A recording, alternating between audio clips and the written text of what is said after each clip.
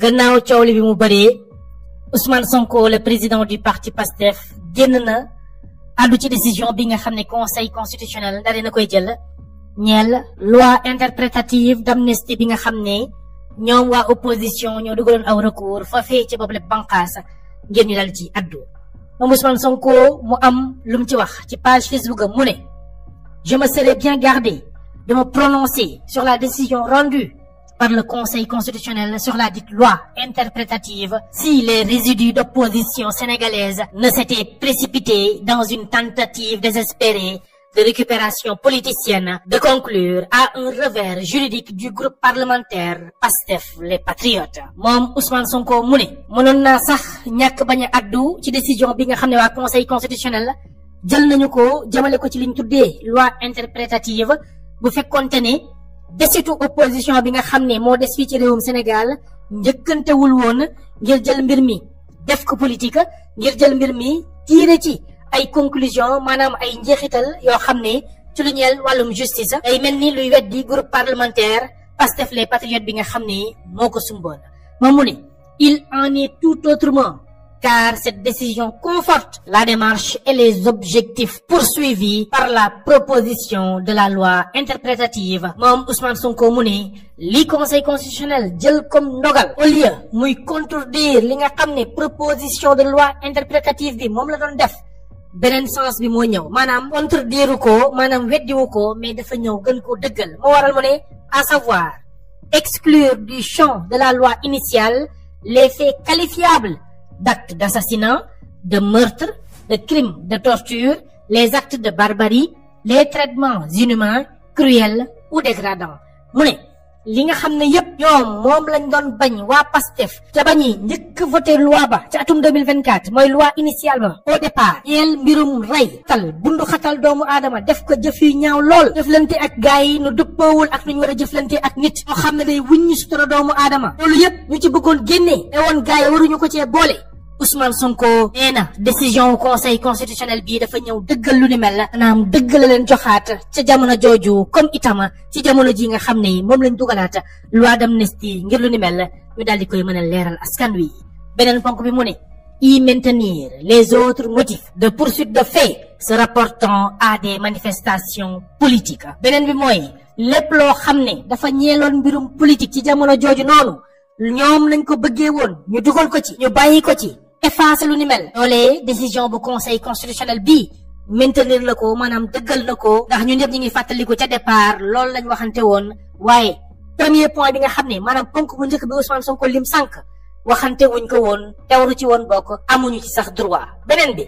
le conseil constitutionnel a simplement considéré que le postulat qui fonde la démarche du groupe parlementaire PASTEF selon lequel l'article 1er de la loi initiale incluait les faits qualifiables d'actes d'assassinat, de meurtre, de crimes de torture, les actes de barbarie, les traitements inhumains, cruels ou dégradants était superflu car dans sa version originale, la loi excluait déjà d'office cette catégorie d'infractions conformément aux engagements internationaux à valeur constitutionnelle de notre pays considérant 31 Ousmane Sonko mu ne conseil constitutionnel weddi wuñu benn yoon ñi nga xam ne ñoo di groupe parlementaire PASTEF les Patriotes au contraire ñoo addu rek ci yooyu li nga xam ne ay jëf la dëppoowul ak li ñu signé ci àdduna wërngal képp leerul alors que départ wane woon nañ ko ba mu leer nañ te nag lu ni mel dafa bokk ci li nga xam ne ay engagement la Sénégal am ko ci àdduna wërngal képp te mënuñu cee dañ mënuñu koo bàyyi mënuñu ko tee ginnaaw loolu lañu wax ci seen considérant numéro 31 waral Ousmane Sonko teg ci ne le Conseil constitutionnel estime par ailleurs dans son considérant 31 n'avoir relevé aucun autre motif d'inconstitutionnalité de la loi attaquée, fermant ainsi définitivement toute possibilité de recours contre l'amnistie de tout autre fait se rapportant à des manifestations politiques. Ousmane Sonko mu ne Conseil constitutionnel jàpp nañ itam que ne amul ci seen considérant numéro 32 lenn loo xam ne itam seetlu nañ ko ci luy wane ne lii dëppoowul ak constitution ci loi bi nga xam ne attaqué nañu ko lu ni mel day tëj définitivement maanaam ba faw lépp luy recours ba ñaxtu ñeel boobu lépp loi d'amnistie lépp loo xam ne ay mbir la xewoon na ñu mën koo considérer comme ay manifestation politique Ousmane Sonko ma ngay wéyal naan ainsi le conseil a fait une interprétation au-delà de ce qui était recherché par le groupe parlementaire Pastef les Patriotes li nga xam ne groupe parlementaire moom la doon sàkku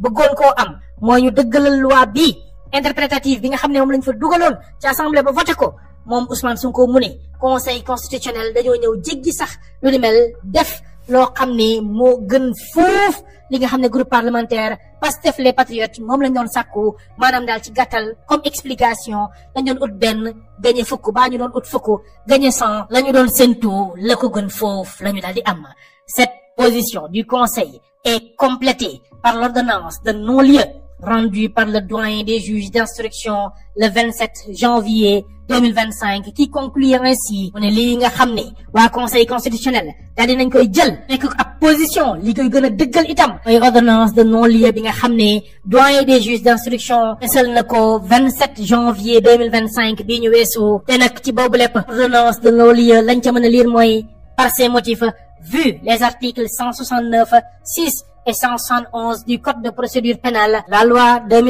2024-09 du 13 mars 2024 constatons l'extinction de l'action publique pour cause d'amnistie. La nga xam ne mooy loi d'amnistie bi moo waral luy ay jëf yi xewoon ci pénc mi fay na. Disons n'y avoir lieu à suivre davantage contre Ousmane Sonko et Bassirou Diomaye Faye des chefs d'inculpation susvisés. La nga xam ne moom lañ doon toppee Bassirou Diomaye Diakhar Faye ak Ousmane Sonko lépp teg nañ ko ci suuf ndax lan loolee nga xam ni mooy loi d'amnistie bi doon jëm ci mbirum politique niñ ko waxee lépp loo xam ne ay manifestation politique la da koy jël tegee de côté waral Ousmane Sonko ne cette décision du Conseil constitutionnel constitue un véritable revers contre une certaine opposition haineuse au point de vouloir assimiler l'exercice d'une liberté politique et civique de manifester à des crimes de sang et de torture. lii nga xam ne waa conseil constitutionnel jël nañ ko comme décision li muy wane dëggantaan mooy vrai visage opposition bi nga xam ne moo fi nekk jamono ji opposition boo xam ne seeni xol neexul la soxor moo leen jàpp ba bëgg jël loo xam ni ci politique la aju bëgg koo dugal ci ay ñaawteef yoo xam ne tuurum deret moo ko waral ak itam di xoqatal doomu aadama moo tax mu ne tout ça pour assouvir le dessein cynique de vouloir renvoyer des milliers de patriotes dans des geôles où ils ont tant souffert déjà. yëpp nag benn yéene kese bu bon lañ ci am mooy fexe ba jël ay junniy doomu aadama yoo xam ne ay patriotes lañ bëgg seen réew delloowaat leen ci ay bërëb yoo xam ne sonnoon nañ fa loola souffrir nañu fa kaso yi métti woon na tàngoon na loola Ousmane Sonko nag sampa awlaat mu ne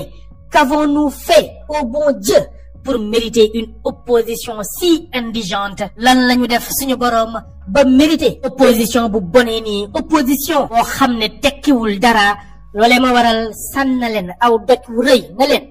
demain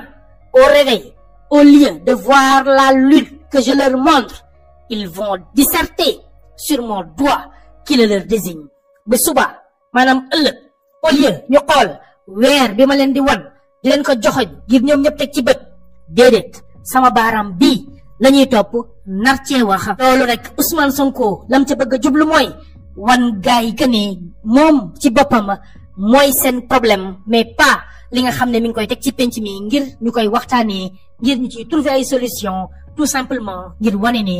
gaay yi moom Ousmane Sonko la ñu bëggul moo waral mu yëkkati yële kàddu ñëpp a nga ko doon xaar aw sorteem mujjee na koo def moom Ousmane Sonko le président du parti Pastef les Patriotes l'actuel premier ministre du Sénégal.